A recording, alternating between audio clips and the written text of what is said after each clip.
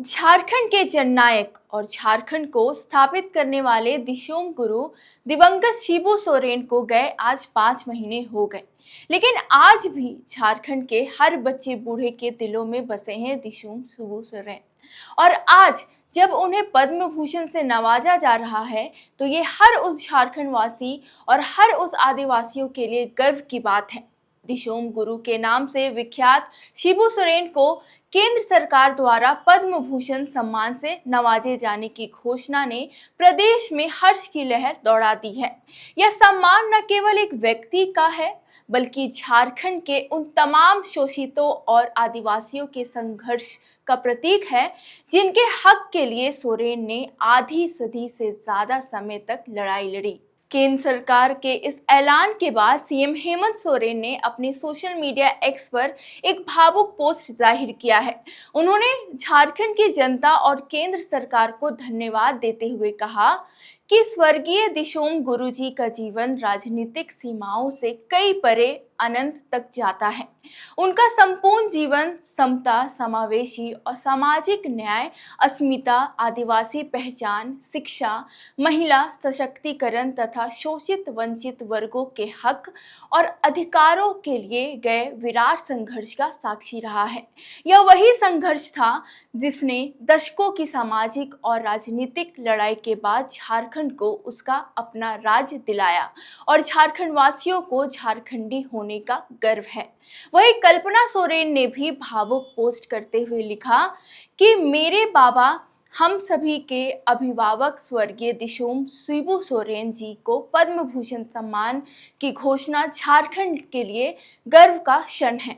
यह सम्मान उनके जीवन भर के संघर्ष, आदिवासी अस्मिता, सामाजिक न्याय और देश हित में किए गए कार्यों को मिली राष्ट्रीय पहचान है। बाबा दिशोम गुरु जी ने अपना पूरा जीवन शोषित वंचित समाज के अधिकार, समानता और आत्मसम्मान के लिए समर्पित कर दिया। बाबा के इस सम्मान के लिए झारखंड की जनता की ओर से केंद्र सरकार के प्रति हार्दिक आभार। बाबा दिशोम गुरु शिबू सोरेन जी सदा हमारे विचारों और संघर्ष में जीवंत रहेंगे। बता दें, पद्म पुरस्कार पाने वालों की सूची से साफ है कि इसे सभी राजनीतिक और वैचारिक मतभेदों से दूर रखा गया है। वैसे पद्म विभूषण पुरस्कार सम्मानित 5 व्यक्तियों में 3 केरल के हैं, जहां 2 महीने बाद विधानसभा के चुनाव होने वाला है। विभिन्न क्षेत्रों में योगदान के लिए इस साल कुल 131 व्यक्तियों को पद्म पुरस्कारों से सम्मानित किया गया है, जिनमें 5 को पद्म विभूषण, 13 को पद्म भूषण और 113 को पद्मश्री से सम्मानित किया गया, जिनमें 19 महिलाएं शामिल हैं। शिबू सोरेन के जीवनी की बात करें तो उनका जन्म 11 जनवरी 1944 को रामगढ़ के नेमरा गांव में हुआ था। उनका जन्म एक साधारण आदिवासी परिवार में हुआ था, लेकिन उनके जीवन में सबसे बड़ा मोड़ तब आया जब महज 12 साल की उम्र में सूखखोरों ने उनके पिता सोबरन मांझी की हत्या कर दी थी। इस घटना के बाद शिबू ने संकल्प लिया कि वे आदिवासियों को महाजनी प्रथा के शोषण से मुक्त कराएंगे। पिता की हत्या के बाद उन्होंने वर्षों तक कानूनी लड़ाई लड़ी। इस दौरान परिवार को भारी कठिनाइयों का सामना भी करना पड़ा, लेकिन यही संघर्ष उन्हें जन आंदोलन की राह पर ले गया। शिबू सोरेन ने गांव-गांव जाकर आदिवासियों को संगठित किया। उनके नेतृत्व में चला धान काटो आंदोलन आज भी इतिहास के पन्नों में दर्ज है, जिसमें आदिवासी महिलाएं खेतों में उतरती और पुरुष पहरा देते थे। कई मामलों में उन्हें जेल भी जाना पड़ा था, लेकिन वो डटे थे। उस दौर में महाजनी प्रथा और सूखखोरों का आतंक इतना था कि आदिवासियों की जमीनें कौड़ियों के भाव में हड़प ली जाती थी। पिता की हत्या ने युवा शिबू के भीतर विद्रोह की ज्वाला भड़का दी, जिसे उन्होंने धान काटो आंदोलन के रूप में प्रकट किया। उन्होंने जल, जंगल, जमीन के हित में कई काम किए। जंगलों, पहाड़ों और गांवों में घूम घूम कर उन्होंने आदिवासियों को संगठित किया। एक साधारण आदिवासी परिवार में जन्मे शिबू सोरेन के पास न सुविधाएं थी, न सत्ता का सहारा था। उनका जन्म गरीबी में बीता, लेकिन आत्मसम्मान में कभी कमी नहीं रही। बचपन में उन्होंने सीख लिया था कि जिंदगी कैसे जीनी है, और यही कारण है कि उन्होंने शुरुआत से आदिवासियों के हक के लिए लड़ते रहे।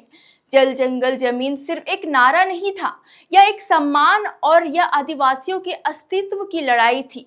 आगे चलकर उन्होंने झामुमो यानी झारखंड मुक्ति मोर्चा की नींव रखी, जो सिर्फ एक राजनीतिक दल नहीं था बल्कि झारखंड को अलग राज्य बनाने का संकल्प था। शिबू सोरेन जानते थे कि ये जंग आसान नहीं होने वाली थी।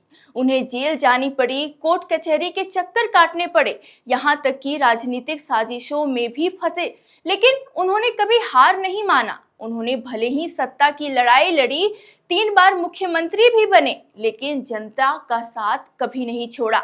गांव-गांव जाना, लोगों के बीच बैठना शिबू सोरेन को खूब भाता था। वो लीडर की तरह नहीं, आम लोगों की तरह ही थे। 15 नवंबर 2000 को झारखंड एक अलग राज्य बना। ये कोई सरकार की देन नहीं थी, बल्कि जनता का साथ और शिबू सोरेन का संघर्ष था। आज झारखंड को 25 वर्ष भले ही हो गए, लेकिन झारखंड के जननायक शिबू सोरेन के संघर्षों को किसी ने नहीं भूला है। बता दें, 4 अगस्त 2025 को दिल्ली में इलाज के दौरान उनका निधन हो गया था। झारखंड विधानसभा ने सर्वसम्मति से उन्हें भारत रत्न देने का प्रस्ताव भी पारित किया था, जिसके बाद आदिवासियों को हक और अपनी अलग पहचान बनाने के लिए केंद्र सरकार उन्हें पद्म भूषण सम्मान दे रही है। इधर भाजपा प्रदेश अध्यक्ष एवं सांसद आदित्य साहू ने प्रधानमंत्री मोदी के नेतृत्व में भारत सरकार द्वारा झारखंड के धरती पुत्र श्रद्धेय शिबू सोरेन को मरणोपरांत पद्म भूषण सम्मान से सम्मानित किए जाने की घोषणा का स्वागत किया है। उन्होंने कहा कि श्रद्धेय गुरुजी ने झारखंड में व्यापक अशिक्षा, नशाखोरी और सुखखोरी के खिलाफ बड़ा संघर्ष किया। साथ ही कहा कि मोदी सरकार लगातार झारखंड के अमर शहीदों, कलाकारों और समाज सेवाओं को पद्म अलंकरण से सम्मानित कर रही है। अब पद्म भूषण मिलना उनके उस त्याग और संघर्ष को राष्ट्रीय स्तर पर मान्यता मिलने जैसा है। निमरा के एक साधारण लड़के से लेकर दिशोम गुरु और पद्म भूषण तक का उनका सफर यह बताता है कि यदि संकल्प बड़ा हो तो जंगलों की आवाज को दिल्ली के गलियारों तक पहुंचाया जा सकता है। फिलहाल इस वीडियो के लिए इतना ही। आपकी इस पर क्या राय है, कमेंट बॉक्स पर लिखकर बताएं। चैनल को सब्सक्राइब करें और ऐसी ही खबरों के लिए देखते रहें एयर नाउ।